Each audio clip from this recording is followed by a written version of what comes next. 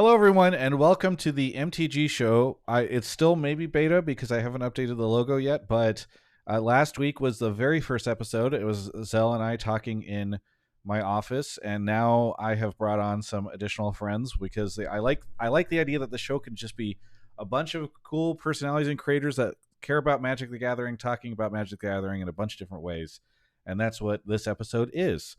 So without further ado, let me introduce all of my guests for today. Actually, I'm going to have them introduce themselves because, it's the beta episode. I get to be lazy.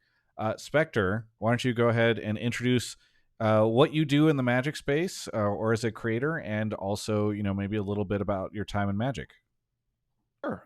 Yeah. Hey, everyone. My name's Spec. I run the MTG Metrics YouTube. We talk about some finance stuff, set EVs, all that kind of stuff. If you want to know what your, how far your money can go. And other than that, I'm an aggressively average Magic player, and I've been doing that for on and off, I think, 25 years. So yeah, a bit. Nice. Yeah. Well, fantastic. Okay, next up is Zell. Yo, what's up? I am a retired content creator. Used to do league things and whatever. Now I work at Genshin. And but that said, I've been playing card games for a long, long time.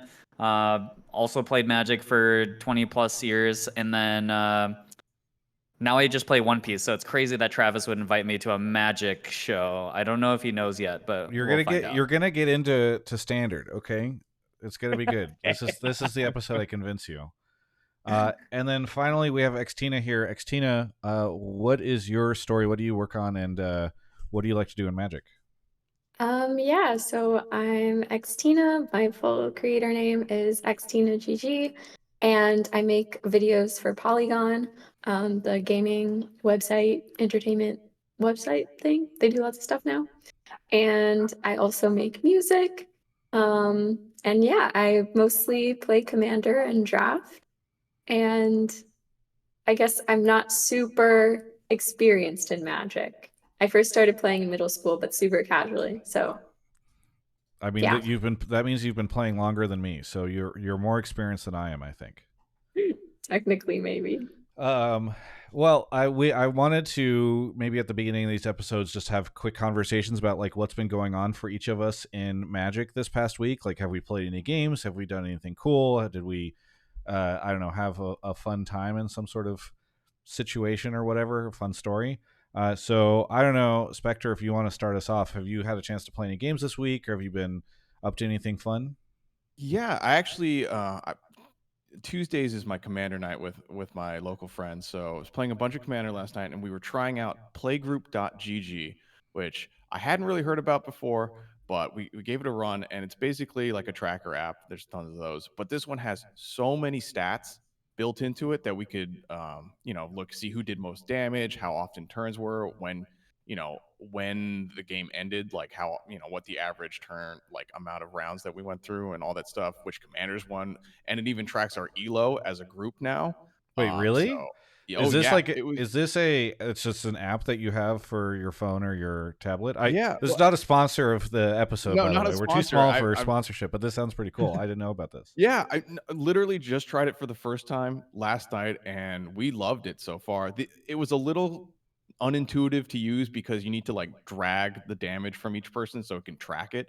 But it's Uh, yeah, so it was a little odd that way. But the stats at the end were awesome. I'll show it to you later. But yeah, yeah, that was a super neat thing that we did, and I love stats and stuff, obviously. But yeah, yeah, that is super cool.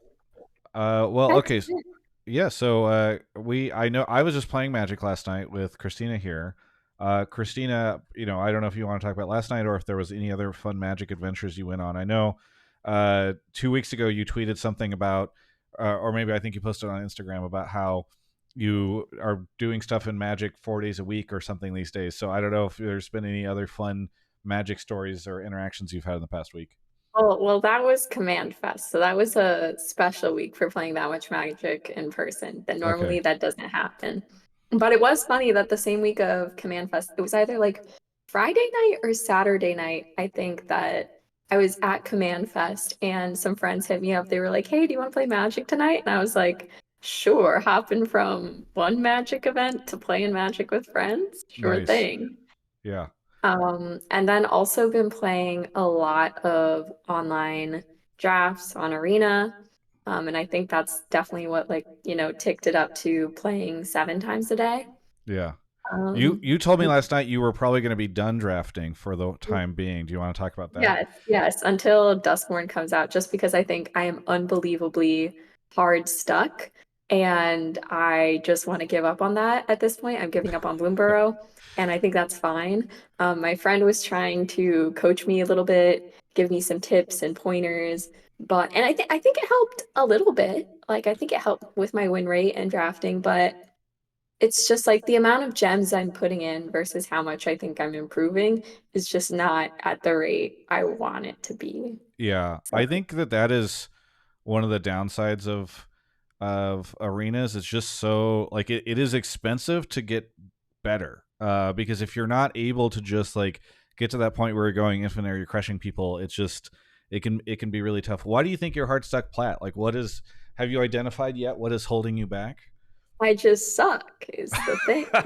Blame the Um, hand shuffler. Always blame the hand shuffler. That's rule I number don't know one. what to say. I don't know what to say, but I, at this point, I've learned what are like technically the best cards and what is it like archetypes or like animals in the set type of thing. But maybe I think maybe sometimes I just make bad decisions or like miss something, and it's hard because it's hard to keep track of everything on the field. Like I think one time I lost a game by just not realizing they had like they had a Warren Elder on the field, and I was like looking at their open mana and I was like, okay, they can pump their creatures twice with Warren Elder because they had like 8 mana, 8 lands open. Yeah. Um, or no, a bit more than that. They were like 1 land shy of being able to do it 3 times. So I was like, okay, they can only do it 2 times. But I didn't look, they had a little mana dork. And they could pump it 3 times. And that was a fumble that I actually made twice during the game somehow, where I Yeah. just didn't count properly. And you're like, okay, well now it's time to wait for Duskmorn. Yeah. Yeah. Well, I am actually relevant for 3 people on the call. Unfortunately, the other one lives on the other side of the country, but I did just get confirmation that we have a location to host a final Bloomburrow draft for our Magic group this Sunday evening if people are interested in that. So maybe I'm gonna give Bloomburrow one more draft. I think Zell and I were talking last week about how I'm kind of burned out on the archetypes and also just like the draft experience for the set. So Yeah, this set is ass. yeah, Yeah. For drafting. I really like a Yeah. lot of other things about it. Yes, but Christine, you actually liked the set for drafting, right? You were like, "This is mine" until you got hard stuck, I guess. Yeah, Bloomburrow has been really great as a beginner drafter. I think because they have like the animals to make it pretty easy for Yeah. figuring out the basics at the very least. So That makes yeah, sense. I've really You been have enjoying it. easy lines to follow. It's like, yes, I put all the mouse together. Yeah, Yes. exactly. Just Exactly. gather all the mice. Yeah. How about you, Zell? Any fun interactions this past week in the Magic world? Yeah, I played a treasure cup in One Piece on Monday. Nope, and not went that. extra Doesn't mile, so count. that was- okay, sorry. Magic, that's right, Magic. You said you have a friend that's No. trying to get into it. I think we were talking Yeah, before this. that's so I went made out the pilgrimage. Now, if you guys live in SoCal, you probably have heard of this already, but there is a holy mecca of card games known as Frankensun. I knew this is Not what you were gonna Sons, say, yeah. Frankensun. And it's basically like it's like a weekly card collectibles. It's like a convention that happens every weekend essentially, and like you go there and there's just a bunch of vendors who are just selling a bunch of collectibles, right? Cards, cardboard of all sorts of types, and figures or whatever. So we went there to make that holy pilgrimage to finally finish his Mrs. Bloom, not Bloom, Bumbleflower. That's Bumbleflower, it. yeah. Yeah, and he's just getting into Commander, and like he's super excited. And we talked about this last week with Travis, but just like Bloomburrow being like this very inviting set for a lot of people to come in, which is like one of the things I love most about this set is just like how it's gotten so widespread. Like people really love this set and are using it as like a way to jump into Magic, and I think that's like the best thing about Bloomburrow. So that was exciting. And then I've also been looking over standard decks because a couple of people near me have been getting into standard. So unfortunately, I have like none of the cards, but we'll see. We'll see what happens. I think especially because like the store championship promos, like the Cowboy Bebop stuff, is really cool. Maybe once ossification is no longer the promo, like I'll be even more interested. But I don't know. We'll see. I'm gunning for all the Swift Spears. I need 4 of them. Yeah. Wait, is the Urza Saga also standard, or is that a? It is No, the no, no, winning. The That's Urza the Saga winning is one the and modern legal. yeah. Oh, it's the RCQ stuff. Yeah, Okay. No, yeah. no. You get the Texas Urza Saga from the store championship. Yeah, but you have to Oh, win. It's the Swift Spear is just for playing. Oh, I see. Okay. I have my Well. sights set at an attainable level, paying money. But yeah, no, I think that's been the thing, and I've as always just been enjoying Magic discourse on Twitter, especially after a bans are restricted announcement. So Yeah. I don't know why, Christina. I do see you as being choppy or laggy, but I don't see it for our friends here. But I don't know. Actually, does she look choppy and laggy to you all on Discord, or is this just a Should I Travis try issue? like disconnecting and reconnecting? Yeah, you could try. I think it'll throw off the overlay. But Spectre and Zell, are you seeing her being a little choppy? A little bit. yeah. Yeah, I'm not sure what's going on there, but we'll figure it out. And yes, to answer C. Levitt's question, this will be on YouTube. Well, in the past, I'll talk later on. Speaking of the store championship, we'll talk later on about my experience with the store championship. But I had a pretty good time with that. And then the other thing that's been really fun is Christina and I have been playing with some friends, and we've been playing Commander these past 2 weeks. And I do want to talk a little bit about the fact that I have a deck that just now crushes, and it doesn't run Soul Ring, and that deck is the Ezio deck. So I made the 5-color Ezio deck following Rebels YouTube video. I've made a couple changes because I just thought there were a couple places where I preferred a couple cards over her suggestion. And the deck only uses cards from Assassin's Creed. So it does not, like, even the lands are from Assassin's Creed. You cannot use any card that does not have the Assassin's Creed like symbol on it or set number, and that has been really good for me. Like, I've won a bunch of games with it, even though it is like nerfed by the fact that it only has access to a card pool of like, I don't know, 200 cards, because you can use Secret Lairs and you can use the starter deck. Yeah. Do you yell Smoke Bomb when you cast Smoke Bomb? Yeah, I did yell Smoke Bomb the one time I cast it. But the card that has just gone crazy for me is Ivor. I think she's like 6-color Naya. Let me see if I can pull her up on a screen here and show folks. But she's been crazy for me. I've been able to cheat her out multiple times now. Why is she not coming up on Scryfall? There's 3 Ivors here, but it needs to be here it is. It's just she's got funny art. Okay, let me see if I can show this on screen.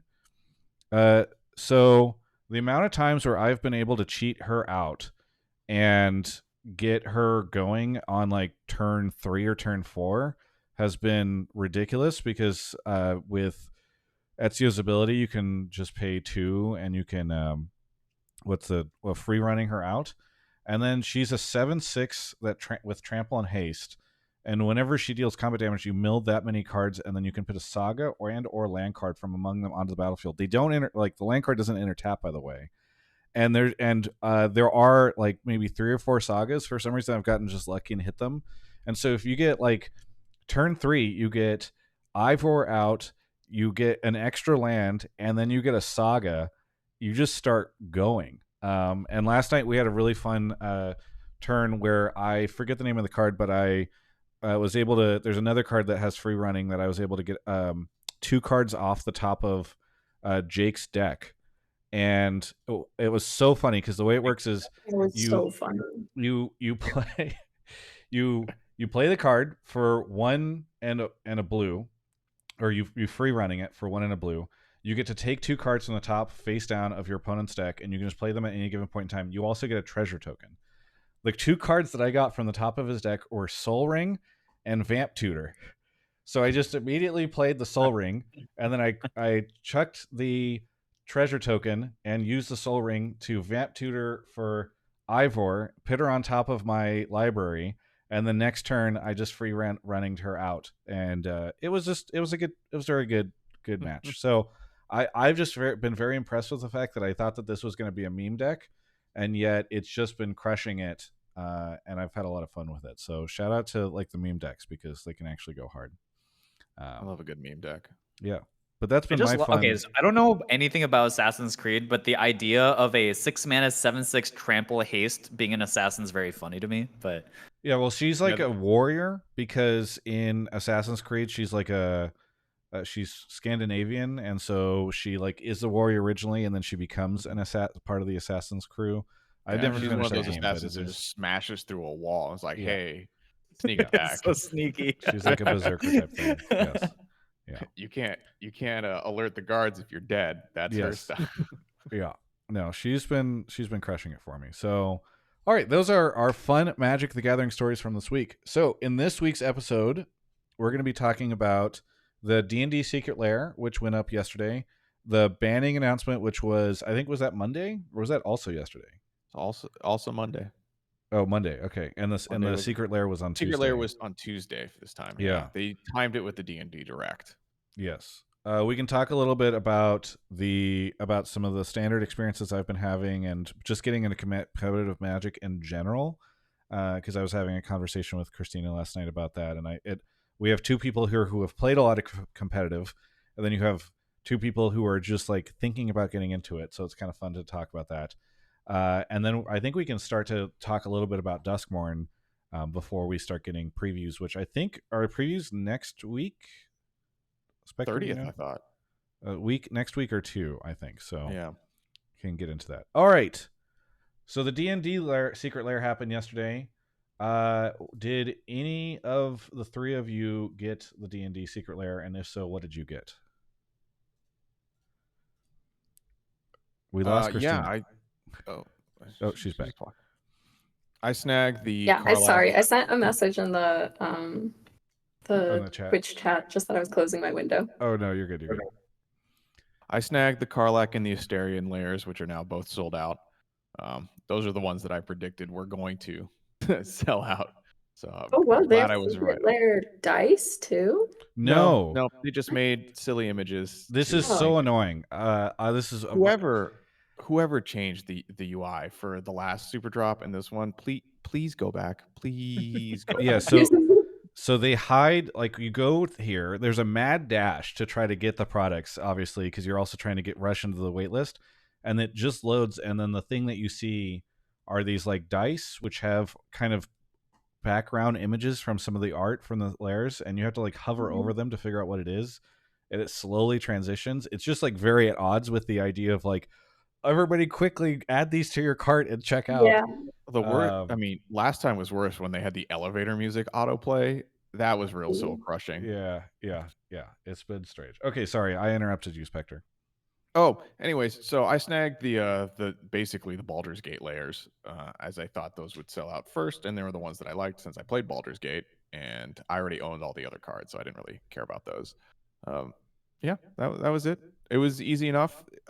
Actually, fun story. I didn't buy them on the Secret Lair website because the wait time was over an hour for me. So I went to the D&D marketplace and I just checked them out immediately. Yeah. Who suggested you do that? That seems like a really smart idea. I think they should sponsor you. Yeah, no. Travis poked me on Discord. He's like, hey, use the D&D website. I was like, oh, okay. Yeah. Yeah, this is the first time where they've done that, where they put some of these, I guess just because of the idea that they knew that like some D&D fans might be interested in it, but you could purchase some of these off the D&D Beyond marketplace. Yeah, they advertised it during the Direct. They basically had their own little sponsor segment, and they're like, and you can buy them right now on the D&D website. So I think that's why they did it. Yeah. Zell or Christina, were either of you interested in the Secret Lair? Yeah. Super. Yeah. You talk about it since you were interested. Oh, okay. Well, so I'm a big D&D fan, so I was really excited about this particular secret lair, and I made the big boy decision to do one of each. And normally I don't do that because I think secret lairs, like if you don't have like if you already have the cards, then you have to like really like the art, which again normally I try not to buy them all, but I really just I just went and did it. You know, you need more fire covenants in your life, The Fire Covenant and is the best looking card that I think yeah, I've seen in. and I've needed a gold span dragon forever, and there was a couple of like alt arts for cards that like would go great in my cube, like Monster Manual, and like I guess I could replace the Ponder I have. Was that Monster Manual your first Monster Manual? Because it was for No, me. Oh, okay. That was yeah, I my already first had a Monster Monster Manual, No. I but mean this the one, art. The art. Yeah, like because they're all based. yeah, All this the is the art on this 3.5 one. on the Yeah, this is the 3.5 Exhibition one, of Adventure exactly. was the cover art from a bunch of D&D books, right? Yes, Yeah. this Monster Manual was the one that like I used in high school when me and my nerdy high school friends used to play Yeah, D&D me too, together. man. Yeah. Yeah. So this Monster Manual in particular does have like a special meaning because it reminds me of just like going home after high school, maybe doing something illicit and then playing D&D. So like it was just a good time. So I just like that a lot, and I also really love the card Karazakar, and like having a bunch of Beholder themed cards is really cool to me. Like Yeah. I think Karazakar, by the way, that card is just a house. I just love that Yeah, card, and it's then crazy good. yeah, it's so sick, and I love it in my Queen Marchesa deck. So I was like, okay, this whole set's like very Mardu themed, and I love my Queen Marchesa deck. So I was like, this is exciting for me. Nice. So I would like a whole layer based on that Fell the Mighty art and that just derpy little beholder. I want 5 more cards of him, please. yeah, I love it so much. So anyways, that's what I did. I made an irresponsible decision.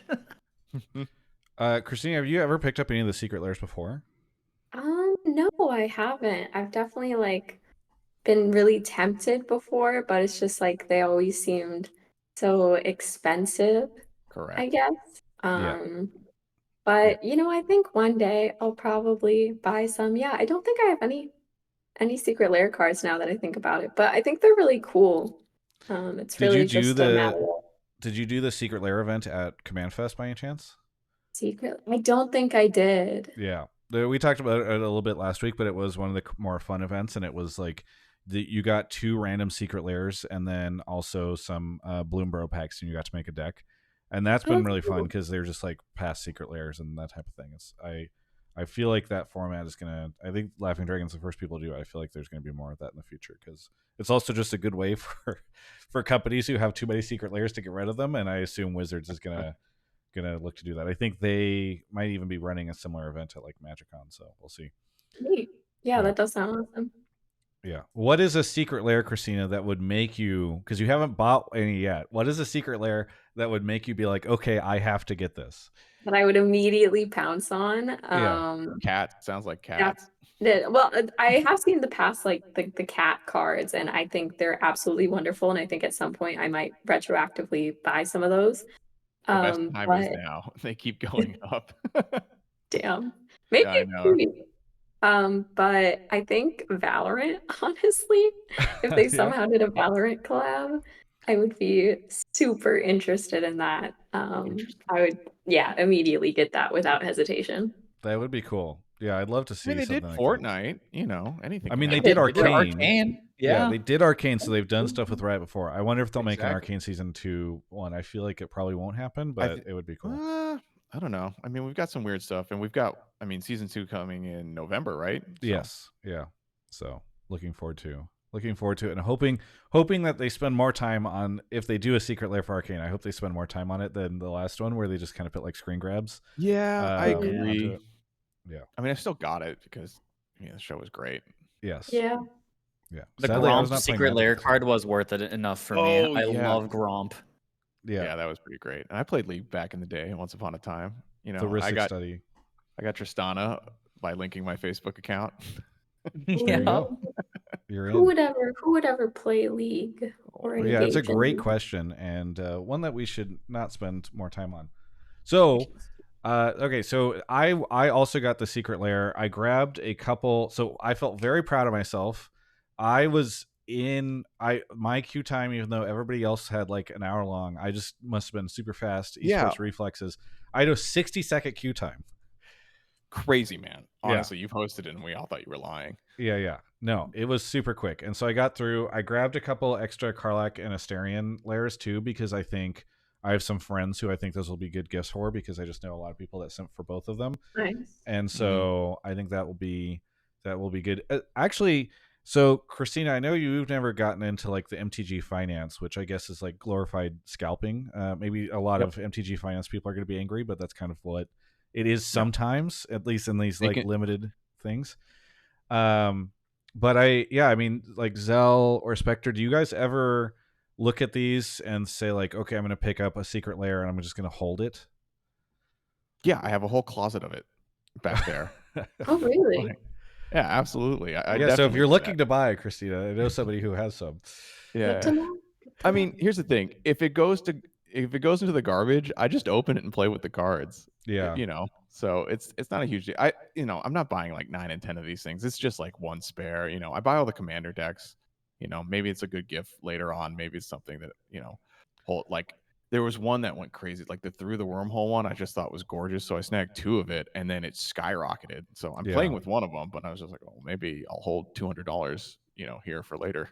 Yeah, I think that's smart, because as you guys said, it can also make a really good gift or something. That's what I had. So it was kind of cool because for my birthday, Jake from Jake and Joel Are Magic came out, and he gave me a Walking Dead secret lair, which was really cool of him, because I had not been playing Magic when that came out, and I think was that the first? It was the first Universes Beyond product, right? Or was it also the first secret lair? This is before my time. Anybody know? Nobody knows.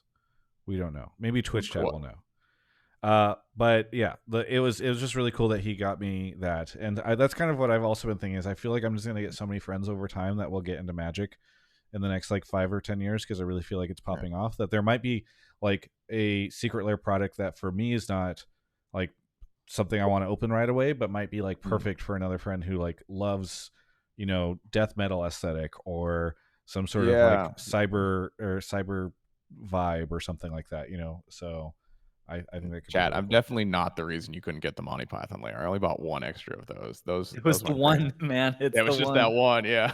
That was the one. I did buy. Technically I bought 11, but they were all for friends. Like they already have. Oh, you were the guy. Okay. I was kind of the guy, but I wasn't holding them to scalp. They paid the same price as everyone else. Yeah, it is. I do wonder how many more of these they're going to do where they start to pop up in other locations, because Wizards has been selling secret lairs through TikTok as well. TikTok store. Yes. Like TikTok shop? Yes, TikTok shop. And it's funny because so I hang out on the sealed MTG deals subreddit, which is like a pretty good place for picking up stuff that's on sale or whatever, and I use it for like our play group. And I posted there one time because I got an affiliate deal with Wizards to promote it on TikTok shop, and I think the post got downvoted and then deleted because no one would believe that it was actually Wizards selling the secret lair through the TikTok shop, because they have never announced that they're doing this formally. They just like started doing it and partnering with creators. And so it's interesting because they've done this. I think they've done secret lairs through like the Hasbro website, and then they also now are doing Pulse it through. Has done a couple. They do some con exclusives. So I wonder if they're just going to start putting these up. Oh, the other thing they announced that is interesting, and this is the last thing before we move on from secret lair. I know we've talked for a while. They are no longer. I don't know if Christine and Zell, you heard about this. They are no longer going to take down secret lairs after a certain period of time if they don't sell. I think they're going to change that in 6 months. Really? So the thing is, I think they want their less performing layers to have more of a chance. But the thing is, like, they ran the astrology lands for the entire year, and people hated it, and they didn't sell out. So, it just depends. If the demand is there, the demand is there. 8 months later, if the demand isn't there, they're gonna make space on the website for the thing, for the new thing.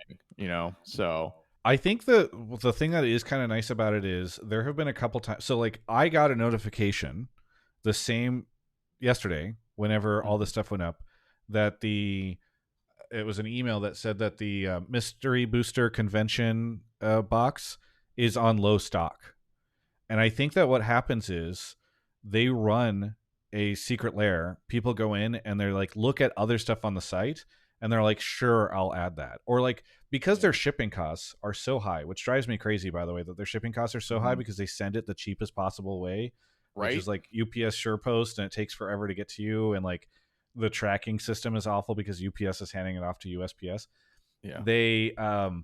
They charge you a ton of money unless you spend over $100, I think.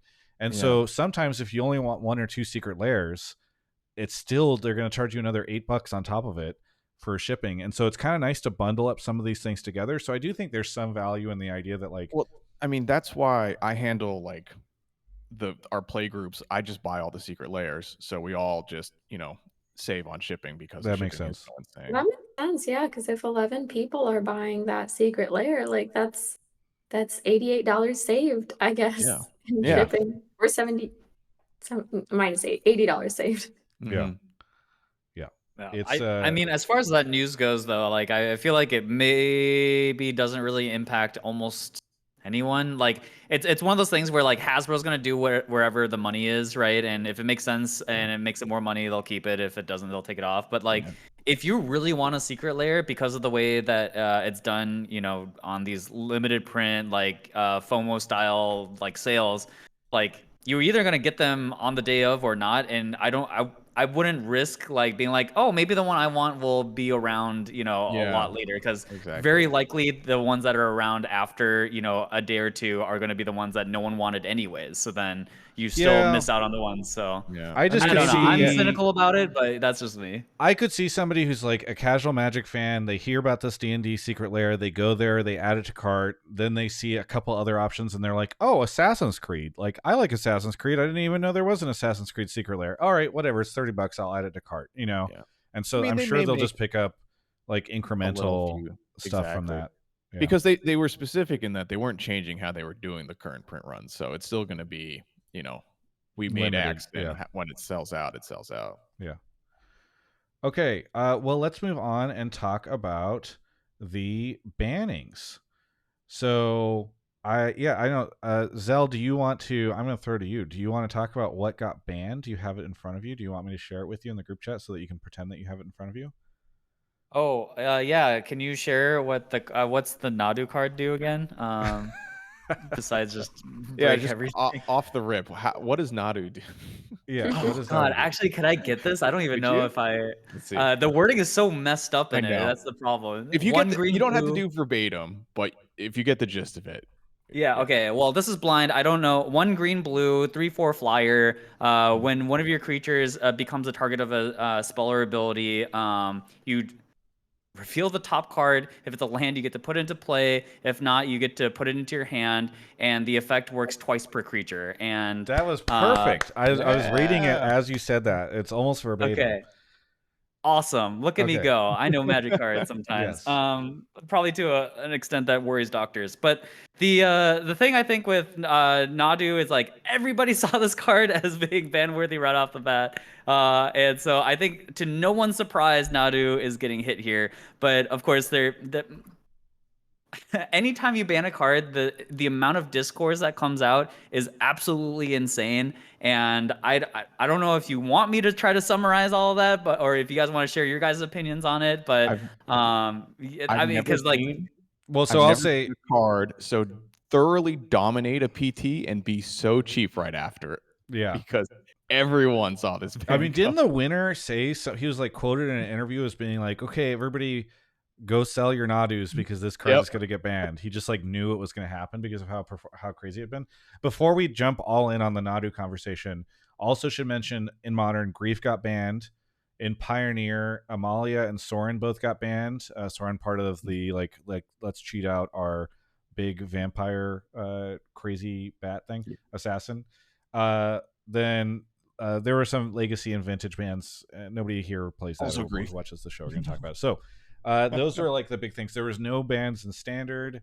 and that's just because I've only started playing recently, and so people have not seen how dominant the decks are that I'm going to build. So we should expect standard bans soon. But yeah, those were the big. That was the big news this past week. I actually like Christina. It's a perfect question for you. I know you don't play much like me. You don't play Modern, Pioneer, these types of things. Yeah.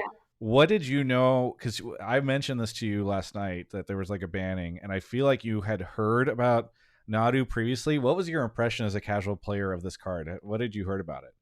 Well, I remember when it came out, I think, because I'm definitely like a little bit on Magic Twitter, and I would just see a bunch of posts about Nadu, be people saying, "Oh, Nadu is gonna get banned," this and that. But I never looked into it, never bothered to read the card, never bothered to look into why it was broken or anything like that. I was just like, "Oh, okay, I guess, Yeah, sure." basically Nadu's not in my deck. in Air. modern you could do this trick where you basically pair it with an equipment that costs 0 to equip, and it just lets you combo out over almost your entire deck. And so Oh, it just wow. made it awful Yeah. to watch and to play against and to play And the everything. best part about the combo is that the combo didn't technically win. Yeah. The combo and the best form of the combo was basically an indeterminate loop that you had to do a bunch of times until it actually went correctly. So you would bounce all of your opponent's board, and then you would be left with a board of basically infinite 1/1s. And then you still have to pass the turn and be like, okay, you go. And then Oh, when you're done, I can finally beat you. oh, that's wow. Oh Yeah, God. I think Yeah. the NRG had a 48-minute turn this last go around. No way. Oh, that's disgusting. Yeah, that's Yeah, not rough. a 45-minute match, a 48-minute, specifically one turn. Just on the note of long turns, that reminds me of I think when a person was playing with a new deck at a commander night at my local game store, and they were like, "Oh, I think I have an infinite combo here," but they weren't quite sure, so they were like figuring it out, and they kept looping this thing. And I swear to God, they were taking their turn for 20 minutes figuring out their infinite combo, and Yeah. they got to it. They got to it. But But imagine it was that's rough to happening watch. at a competitive event. And there's thousands of people watching online. We don't have to spend too much time on the ban, other than like I think the reasoning of it was crazy, because I'm honestly hats off to Wizards for doing this. They came out and gave like a long explanation of like, okay, here's how we fucked up and released this card. And the story was basically there was a different version of the card that had been play tested that among different other things let people cast permanent spells, all permanent spells, as if they had flash. So the person who controlled Nadu. And then I guess this got flagged by some of the people who were like, oh, and by the way, the card was primarily aimed at Commander, which is only more fuel for the fire for the people that are like, oh, I don't like Commander coming into like modern formats. Why do we have Commander decks for a modern set? And basically then the Commander people were like, hey, we're not sure if this card is a good idea for Commander. So they did a last minute change that they did not play test, and then it gets released like this. And then I think a lot of people were like, okay, cool, at least that you owned the mistake. But a lot of people were like, hey, it's kind of lame that you're releasing cards that aren't getting play tested and you're doing last minute changes. Mark Rosewater, who's the lead designer on the stuff, did a blog where he was talking about like, oh, like last minute changes are often really good. They save the day for us many times. And like, yes, it's just unfortunate that sometimes they end up in a situation like this.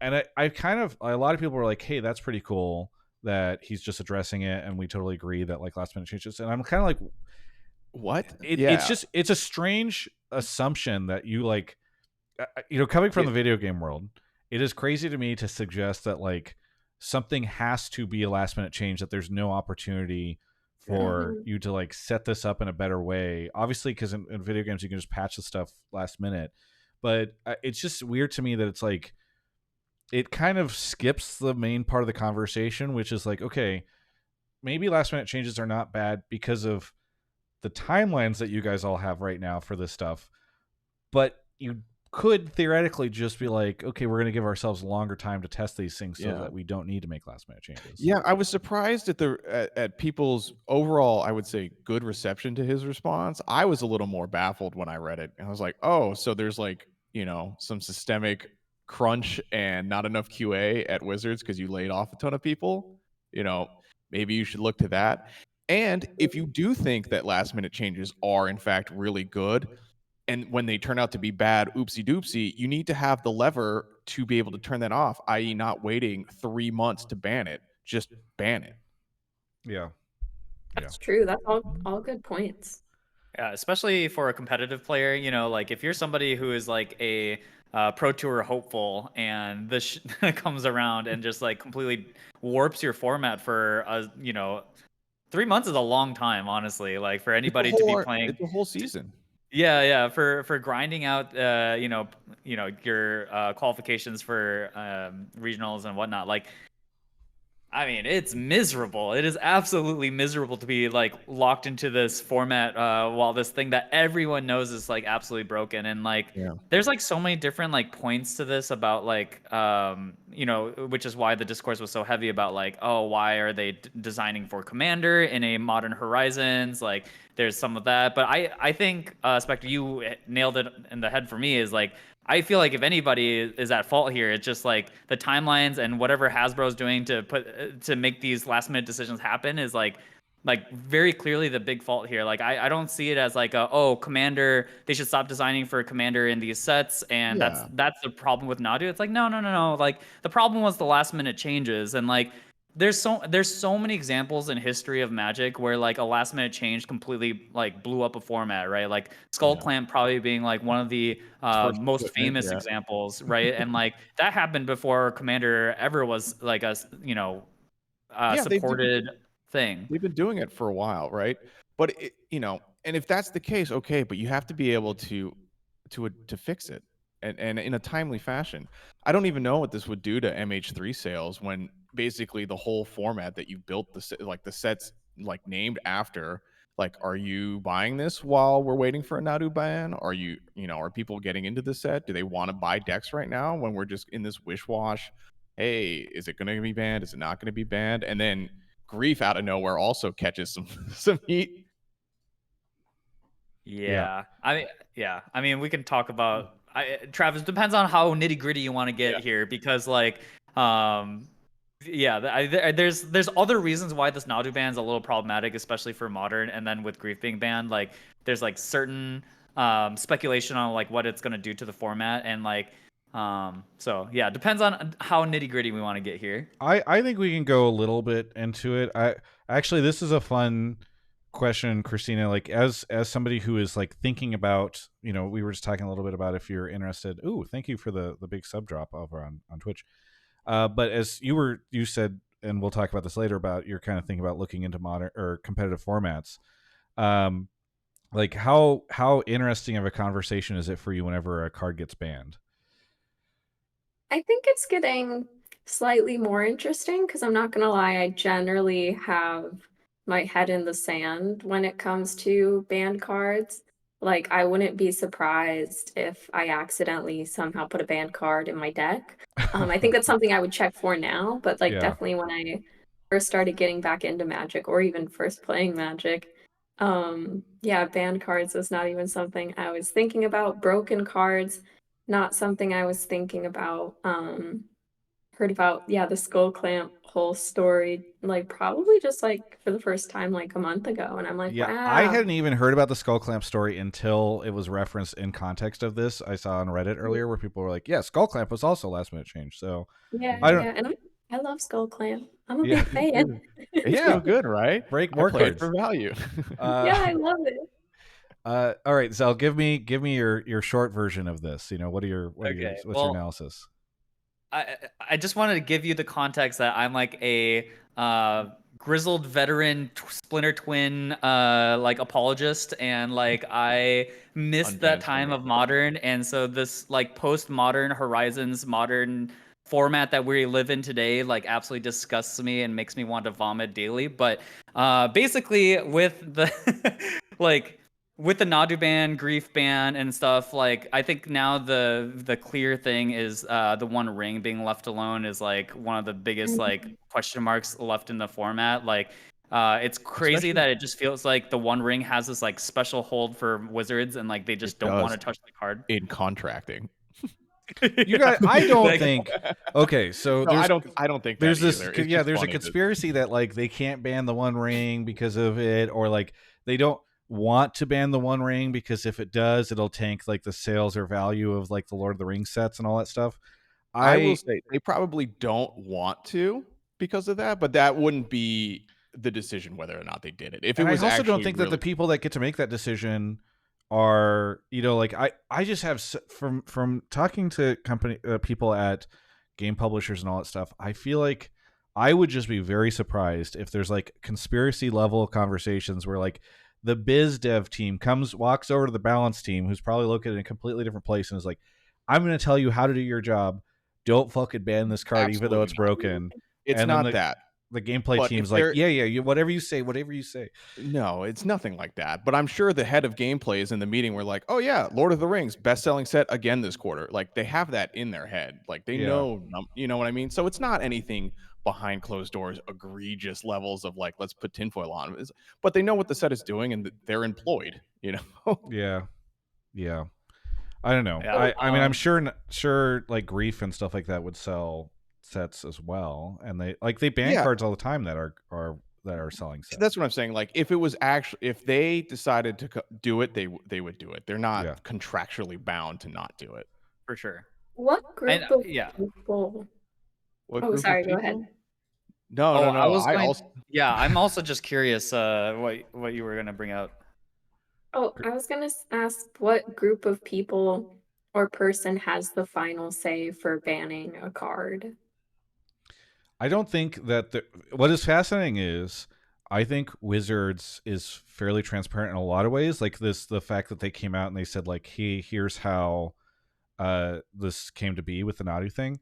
Unlike, as somebody who covers League, there's not as much transparency, or if it is, I can't find it, around the way that their internal groups work. So like I don't even know if it's publicly known. Like, hey, there is a like playtest and balance team. Like Morrow, I think, even referenced that, but I don't know if it is like known who has like final sign off. I'm sure there's like a couple layers of conversation, but I don't. Again, like I just feel like it's very unlikely that like the business people are involved in that. yeah. No, they probably just have a team of people that do it. Like, you know, how they have like a popper group. You know, they have people that, you know, are around those formats and will make those decisions. But I do think it is funny that the One Ring, like as soon as the news came out that it wasn't getting banned, it had a pretty big spike. I think it's gone down a little bit more as maybe some people are deciding to like figure stuff out, but it's going up, and I think it's going to continue to go up because it looks like they're just not going to get rid of it. It's so prevalent in the format, and the thing is like it just what they said about why they didn't ban it doesn't really gel with, I don't know, what we see in the wild. I think. Yeah. So Christina, did you know that you could get the One Ring? There was like a bundle last year that you could get the One Ring in, like it was just as like a promo card. It was just printed into every bundle for Lord of the Rings. Oh yeah, I think I remember that. Yes. I think I actually bought one of those bundles, so I might have a One Ring laying around somewhere. If you do, I would recommend deciding if you want to play with it or you want to maybe have $100 and something. Yeah. But around for it. I've mentioned this a couple times. I'm surprised I haven't seen more conversation about it. Wizards should just reprint the bundles. Like, I think reprinting the bundle is just a really good idea. They could make money. Like they don't have to make it. It's not because I saw Jake and Joel were talking about like putting it into like a secret lair or something. They should just do another wave of the bundles because that's just a way to we print have the ring. the anime coming out soonish. Right? Oh yeah, the Lord of the Rings one. Yeah, they could do it then. They could do it as it was a holiday bundle before. They could re-release it for the holidays as well. You know. Yeah, I just think just release another bundle and then you reprint all these things and it's fine. So I really want to go dig around for my One Ring now. I'm actually like I'm recollecting this now, and I'm like, yeah, wait, I think I bought that bundle. you can be Gollum digging around in the darkness of your apartment trying to find the ring, wondering Yeah. where it is. I Did just you start yelling my precious. Random video game chat. Did you see the new Sony hero shooter had a worse concurrent player count than the Gollum video game that came out? Oh, I did not hear about that. Oh yeah. Ugh, that's rough. Okay, wait. Rough. Before we get out of the bannings conversation, Spec, do you want to talk a little bit about the Pioneer stuff? Pioneer? Because I don't think Sure. Zell. Did you ever play Pioneer? Or do you keep up with Pioneer stuff? I played it once on Arena, and Yeah, fair I had enough. I play with all the Is It Phoenix grinders that are going to RC and DC and stuff. Okay. Amalia was on the banning list. This was an egregious deck in the sense that it had a similar gameplay loop to Nadu, which was indeterminate. So they couldn't really axe a card that was a support card because the combo itself was kind of rough, and killing either of the combo cards kills the entire deck. So they killed the newest card, which happened to be Amalia. So obviously that deck is DOA. And the next banning was Sorin. The reasoning they gave was that everyone likes vampires and they don't want to stop making cool vampires. So Sorin's power, which if you don't know, he lets you put a vampire in for free. Sorin's only ever going to get better, so they figured they'd take him out so they could continue to print sweet vampires, so everyone could continue to buy magic cards. It doesn't. I don't think it'll do a ton. Obviously, the deck is very dominant now, but Rakdos was a tier 1 deck before they figured out the Sorin combo and Vein Ripper was printed. You know, Thoughtseize and Fable were very, very strong cards. And so, yeah, it was tier 1 before. I have a feeling it will continue to be a dominant deck as people still have those cards. And Thoughtseize is, I think, the best card in Pioneer. So we'll still see a lot of play on that. Phoenix will gain a lot more meta share, as I think people already enjoy play Phoenix, but they're all really bad at Phoenix. That's why the win rate's so low. So I think with Rakdos also lessening, we'll probably see a little more Lotus combo. And I think we're seeing a lot more Gruul aggro and Boros aggro as well, just because Slick Shot is such a freaking monster. We're seeing a lot more of those aggro decks, especially because the combo's gone. So, aggro decks can do a little better since they don't have to beat through a Vein Ripper on turn 3. So, yeah, I think we're in an interesting spot. They hit the 2 biggest decks. They didn't hit the 3rd biggest decks, but we'll see if people actually learn how to play Phoenix or not, or if they just enjoy playing Phoenix. Yeah. All right. Well, there's our ban updates. All right, I went to the standard, the store championships this past weekend, and I played standard for the first time ever in person. And I went 2-2, and then I dropped so that I could go watch the LCS stuff. But I had a really good time. I played a Rakdos Cruel Claw deck where you just are supposed to cheat out like crazy combos and cards. And the third game, I won my first 2, and I was feeling really good because I think if I won 3 or 4 matches, I would make top 8 and then start to get into like some pretty cool territory. But I lost the 3rd match, and my opponent in the 3rd match saw me playing, and then on turn 4 he was like, "Oh no, you have the Weasel, don't you?" And he goes, "I'm gonna get cheesed out of this." But I had a really great time, and tomorrow night I'm gonna go back to Next Gen, my game store, and I'm gonna play standard again with the same deck. And I'm trying to get some more friends into standard, and I just think it's really good. And by the way, a bunch of cards like Brotherhood's End from Brothers War and a bunch of the very popular cards in standard are popping off right now. So I feel like standard, ever since I came back, standard was dead. Ever since I started playing, standard was dead, and now I feel like standard is back. That is my premise based off of the Travis movement has of cards and saved stuff. standard. Yeah, I think I have. I mean, I'm starting to, right? Like, I think some people are considering playing standard. I suggested to somebody at my store that they move standard from the night that I do Hotline League to Thursday nights, and apparently there's a lot of people showing up now. So like, I think I am the man who's saving standard. Christina, are you going to play standard? Yeah, I'm gonna give it a try. I think Jarvis actually also mentioned recently that he wants to get into standard. I think it was standard. Yeah, and that he's been playing it on Arena with Nice. some like mono red aggro deck. That sounds like standard. Sounds Yes. like standard. Yeah, Ooh, yeah. I'm getting some So echo back.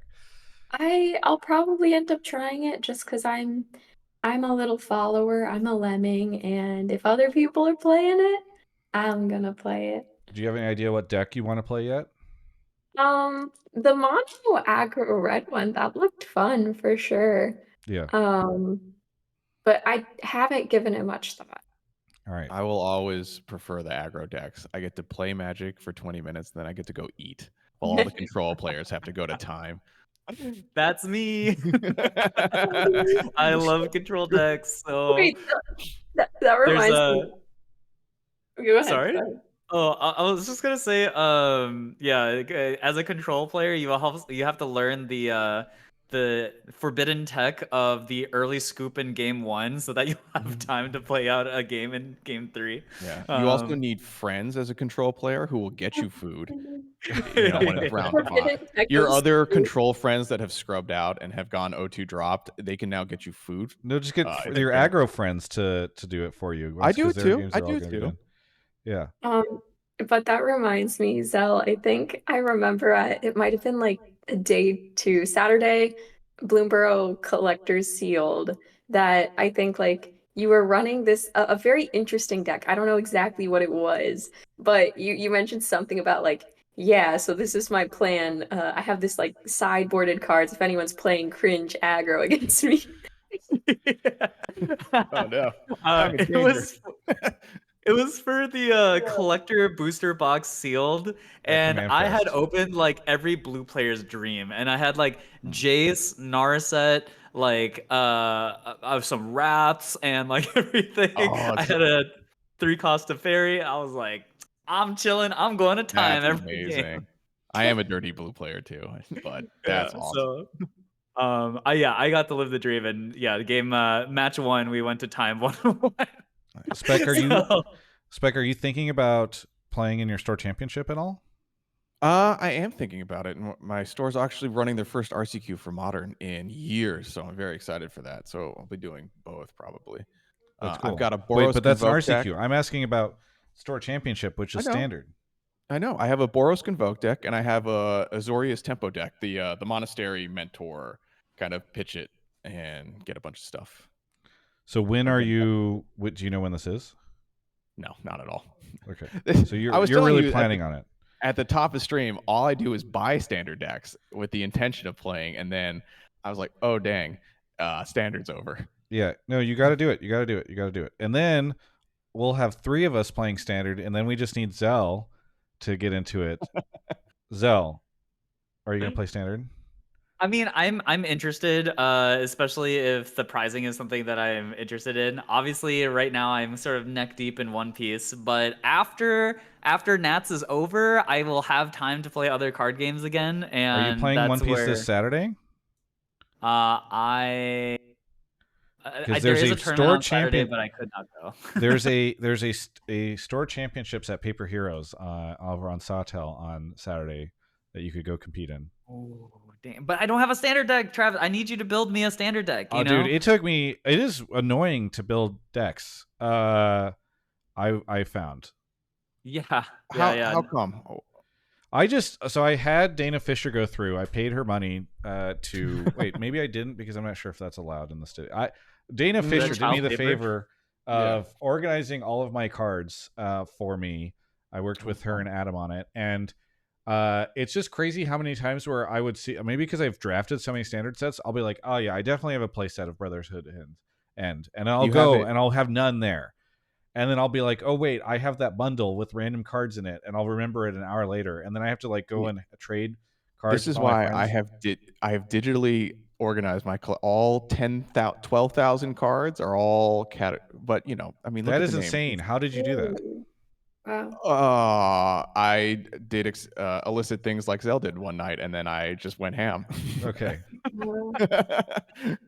That is crazy. I love numbers and sorting things, and you know, I don't know, I'm weird. Okay, Zell, just do this. Just come up with the deck that you want to play, and then find out what cards you need, and ask in our Discord group like which like to trade the cards. Yeah, You have I some could. of I them mean, because I remember I asked you for cards for my deck, and you're like, "Oh, I have a couple of those." yeah, but then I just sold. I sold so much standard stuff when I literally okay. I just want to explain what I did because I have these corrugated boxes full of Magic cards and they're not sorted whatsoever. Like I looked through them and there's like just like I don't know secret layers that I've bought in there and just random assorted cards from as far back as like Mercadian Masks just like lying about. And so on one it was Saturday or maybe it was Sunday, maybe it was both days of the Laughing Dragons event. I was like, you know what? These have got to go. So I just randomly grabbed two of my corrugated boxes and I was like, I'm shipping these. I don't care. I'm not coming back with these, you know? Yeah. And so I sold all that. And then later on, I see people like be like, oh yeah, we should play standard. And I was like, oh, okay. And then I start checking my boxes and I'm realizing, oh, I picked up all my standard legal boxes.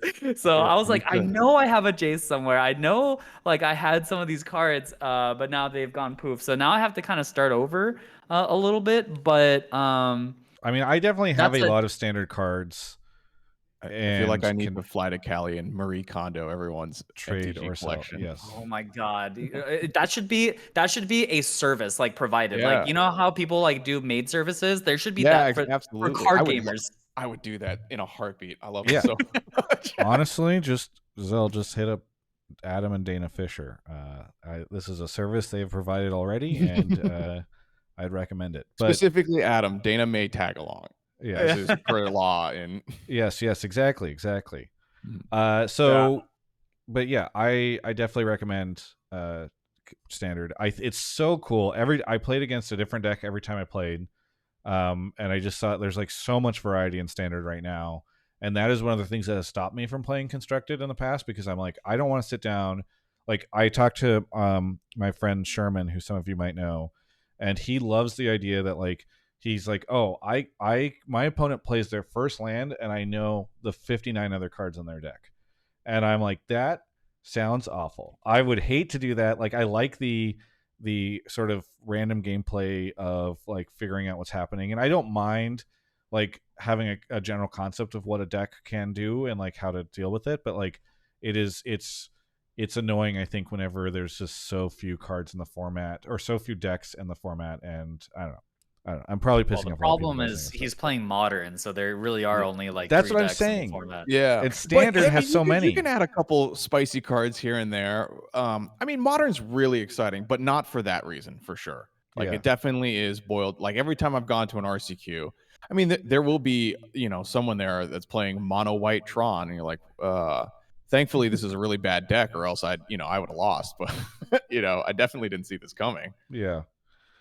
I Yeah, just I think mean, I think that's the beauty of standard compared to modern, right? Like, Yeah. well, I guess in this Modern Horizons format, modern, like, yeah, you see more new decks than you ever have. But I think like one of They're the all the like same. the Yeah. yeah, the attractive points with the older sets is that the decks are sort of established and you don't have to learn as much. And in some ways, that's like kind of why I think modern used to be so popular because like even though the buy-in for modern is higher than say like a standard deck, at least you get to keep playing those cards Yeah. and you don't have to like keep up with things on upkeep as much with modern. Things have changed a bit, obviously, Yeah, the since Horizon that sets have time. definitely kind of changed that dynamic. But I will say Yeah. the high power play style of modern is really fun to play. Like being able to do it combines legacy with limited. Like Yeah. everyone you do a bunch of flashy stuff right at the beginning and then everyone's in top deck mode and then it's like a 2/2 getting in. that sounds and miserable. The things that you it's like the about best. I've had this conversation with so many friends about modern, but like that does not sound fun to me. You know what else doesn't sound fun to me? CEDH. And yesterday, Christina and I were on our way to play with friends, and she told me she's thinking about getting into CEDH. And so I'd love to hear, Christina, why you're thinking about this. And then I'd love to get these guys' reaction. Sure.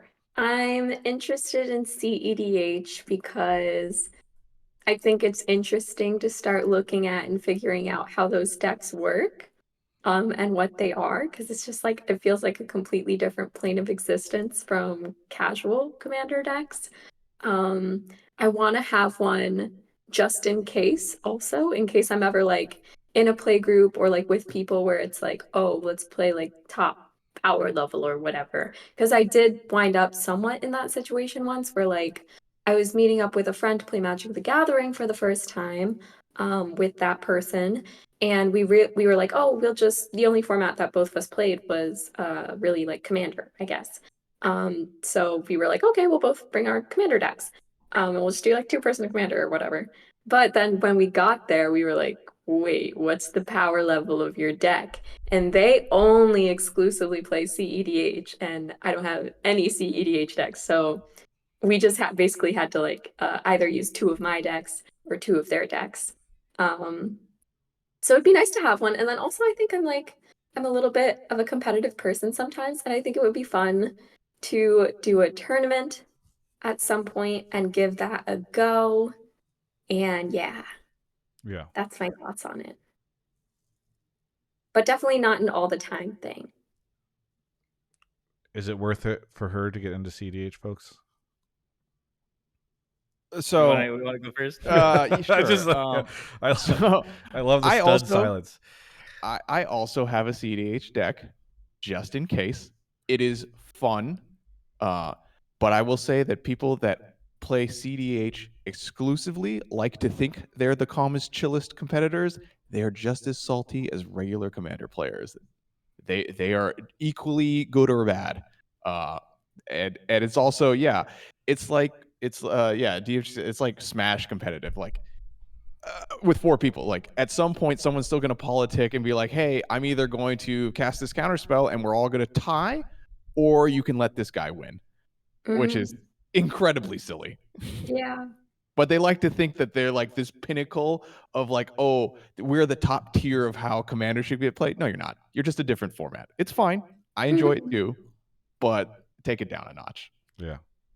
To be honest, I actually think CDH is awesome, but I separate CDH with like tournament EDH, and I think that's like an important distinction. Like I think CDH Agreed. is like actually just kind of a casual format actually, and like there's a lot more fun to be had there than like in tournament EDH settings, like because again like tournament EDH exists how do I put this, like in spite of the rules almost, and like there's like so many like situations that you'll be put into where like it's about like being the bigger asshole at the table sometimes, and like that's the one part I didn't really that I don't enjoy about it. And you know, CDH has a staunch community, and you know, there's a lot of people who love the format, so not trying to yuck anyone's yum. And I also want to like have a CDH deck just on hand, because I think like that power level is really goofy. Like kind of like what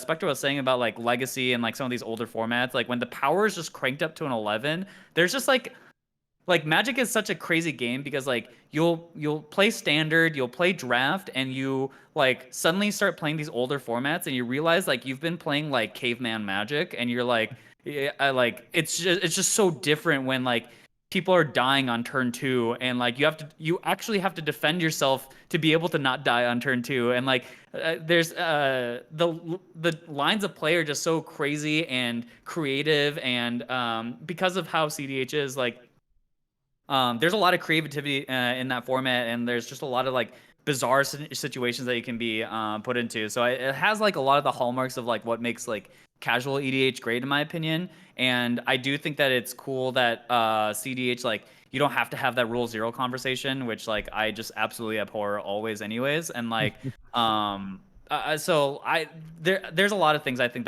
that's really cool about CDH, and I also want to make a deck soon. I just wanted to upset everyone. I think hopefully. Wait, what's the EDH commander though? That's the big question. Oh, that I have? Well, I'm an old frog, or that Christina wants to make. Yeah, I have a Joyra Weatherlight Captain deck. Yeah. Okay. Christina, do you have any idea what CEDH deck you would make? I have absolutely no clue, but weirdly enough, I feel like I might want to be the asshole at the table, if that makes sense. Like the thing you mentioned about like the I can play this counter spell here and we can all tie, or this person can win. The key is pop off second, so everyone's already used their counter magic for the guy trying to win. Yeah, I don't know. That sounds kind of fun. If you like the Okay. stack and you like interacting like when there's 8 things on the stack, Yeah, I think you'll the really stack. I think the stack can be cool. I'm a stack fan, I guess. Stack enjoyers rise up.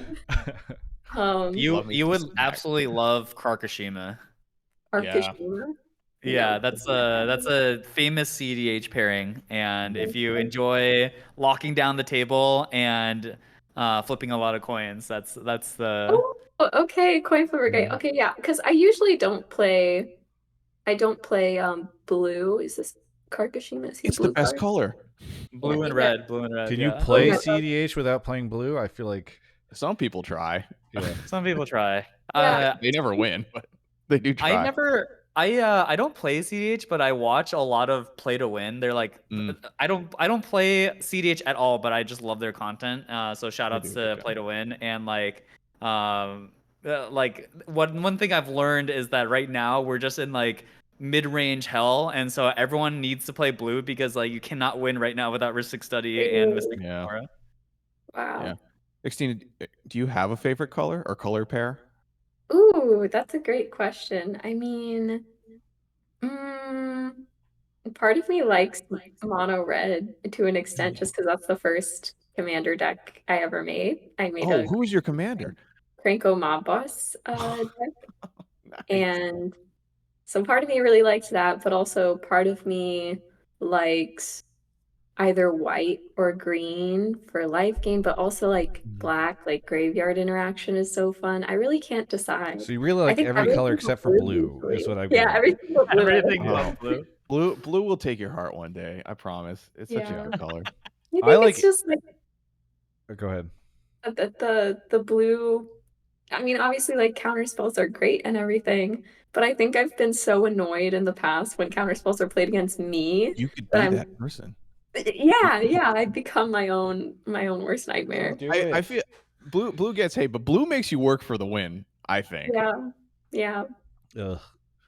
All right. Well, anyway, That's what Dana said to me. When we sat down at DreamHack and you guys were in the other pod, she looked over at my mono blue deck. She was like, "Ugh, glad I'm not in that one." yeah. like, oh. She's a blue hater. Yeah. By the way, Zell and Spectre, are you guys going to MagicCon in Vegas? I'm not, unfortunately. October is a busy month for me. I wish I could go. I really want to make it out to one of these Magic Cons, especially because I have so many friends who are going, and so I'm gonna be FOMOing out. Unfortunately, You're not helping. I was the- trying to convince Christina to go yesterday. I'm in the same boat, unfortunately. My October is super stacked, but next year I'm gonna try and fly we out. can have a dope CDH pod while they're out. Oh yeah. in Vegas. Yeah. All right. Well, we're going a little bit over, but let's just do a quick thing here on the Duskmorn stuff. How excited are each of you for Duskmorn on a scale of 1 to 10? And any hopes that you have for that set? We'll start with Spectre. I don't know, like 4. This specific horror aesthetic I don't care about, especially on Magic cards, because it's too real world analogous, and I don't like that in my Magic cards. When they did the promos and they showed us the sweet Japanese promos, I thought we were gonna get like some Junji Ito style aesthetic, and so my hype level went down. The impending mechanic, the new mechanic where it's like an enchantment and then it becomes a creature, seems neat. But yeah, I think Bloomborough was also what they put all their eggs in for this year in terms of standard. So I don't think Duskmorn's going to be probably as pushed power level wise. So I don't know. I think it'll be fine. I'm not upset by it, but yeah, I'm about a 4 right now. Okay. Zell? I'm just looking at the spoilers right now. I'm pretty excited about it just because I think like spooky stuff is cool. I don't know what scheme cards are, but that seems like another new mechanic that they're adding in or something like that. But yeah, I also don't like the I'm not much of a retro horror guy, so like the showcase treatment of that isn't that The sort interesting. of 80s But the style, yeah. yeah, that doesn't really do it for me. But the Japanese style, like the Overlord of the Hauntwoods card that we saw was Right. awesome. I wanted a whole And set of that. We talked I'm about that a so little bit excited. last week, yeah.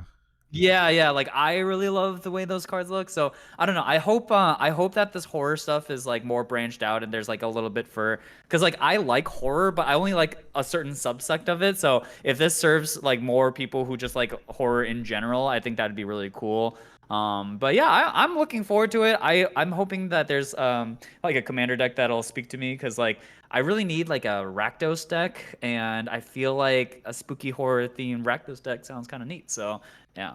So 1 out of 10. Oh, for hype, Yeah.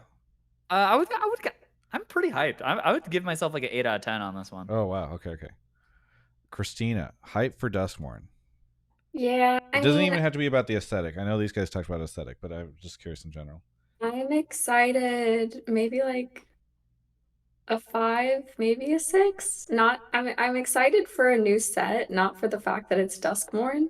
Yeah. Like I actually used to be I was really into horror growing up. Like I loved horror movies.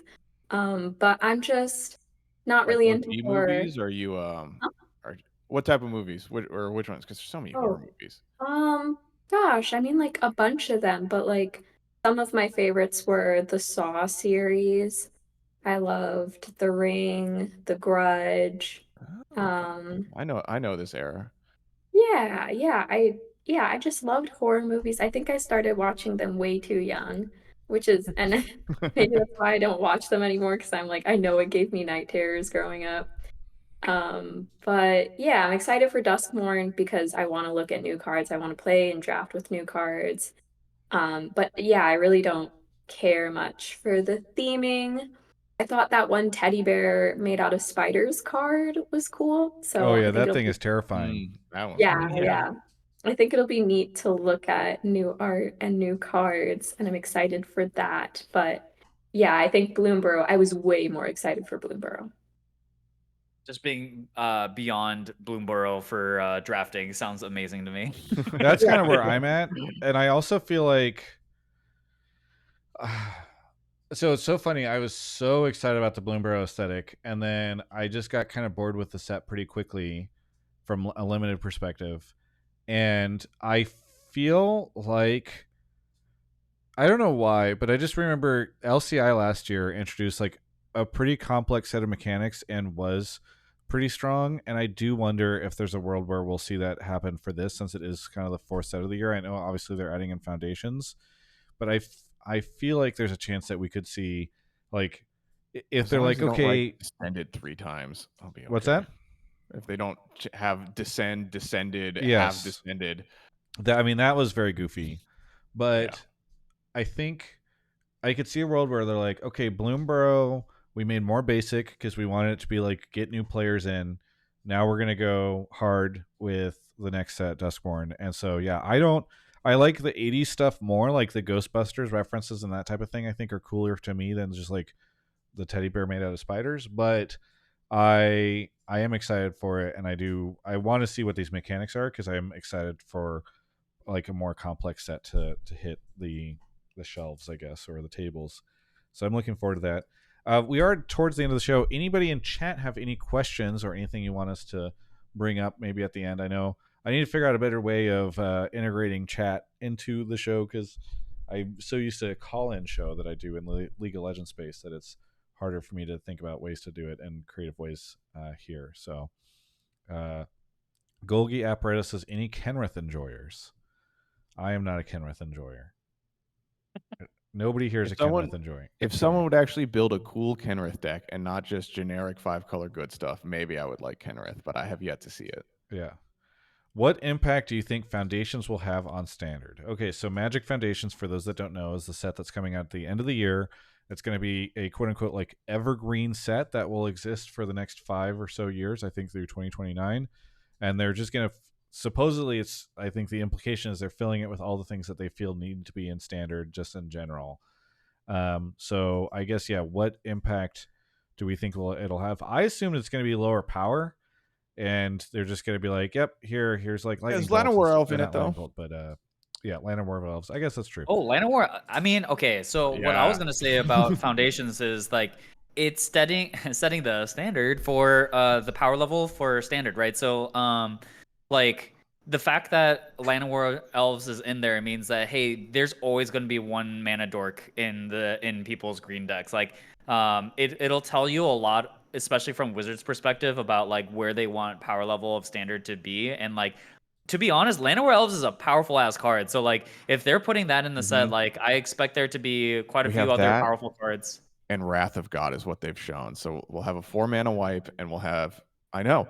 So I think what they've shown us is good so far. As I loved core sets back in the day, I thought that was great. It's an easy way to get people into Magic, especially when they know they can buy this and it'll be a 5-year thing so they can get into it. They're going to bring back the equivalent of the Deck Builders Toolkit, which will have a ton of lands and a bunch of cards that you can just start off the rip. It was great when I was getting back into Magic, so I'm glad that's coming back. And they're also doing a special jumpstart kit for like as a beginner thing. So it'll give you like 8 jumpstart boosters or something like that. So you can just like, hey, learn how to play, and it'll have a whole like map of like, you know, like an intro kit in other games is like, hey, this is how you play Magic, right? So everything I've seen so far from Foundations looks really, really good. I like what they're doing for new players here. Yeah, I'm excited for sure. I think it'll be good. All right, awesome. Well, I think that is the show. Thank you, everybody, for coming on. It's very fun to do the second episode of this and just talk Magic with friends. So we'll go around and do a round of shout-outs or plugs. Where can people find you? What do you do? Where can people watch content that you create? We'll start with Christina. What do you want to shout out? Yeah, so I'm most active on Instagram, I guess, which is at xtina.gg. And yeah, I have a song coming out on Friday. Nice. Or like a collab song with another artist. So I just have a verse on it. But I'll be posting about it on my Instagram, or you can find me on Spotify. Also has xtinagg. Cool. Zell, how about you? I post things on random social media under like Zell Grams on Instagram or Zell Tweets on Twitter. But mostly you can find me on YouTube, which I'm trying to get more active on, and Twitch. So Zell TCG for One Piece and Magic stuff that I'll be posting in the future. And then my stream, twitch.tv/Zell. Okay. Spectre? Yeah, you can find me on YouTube at MTG Metrics, and you know, if you want to know about set EVs and what boxes are worth, and if a secret layer is right for you, and or some other finance stuff or other metric stuff that maybe we'll get to at one point, yeah, that's where to find me. For me, I'm all over this place, but if you're interested in Magic stuff, just subscribe to this channel if you're watching it after the fact. We do record these. I'm going to try to be doing one a week, I think, just because they're fun. I don't have a ton of expectations for this to become like some big massive thing for me, but I needed an outlet for talking about Magic and putting my opinions out there, because I'd watched too much Jake and Joel and been like, I disagree with everything these guys are saying. I gotta go talk about reprinting the One Ring in a bundle versus putting it in a secret lair, you know. So this is the place where I get to do that. So I think next week we should probably have some more cool news with, again, I think Duskmorn previews will probably pop up. So we'll see if I do one next week, but hopefully we do. Anyway, thanks everyone for watching. Catch you next time.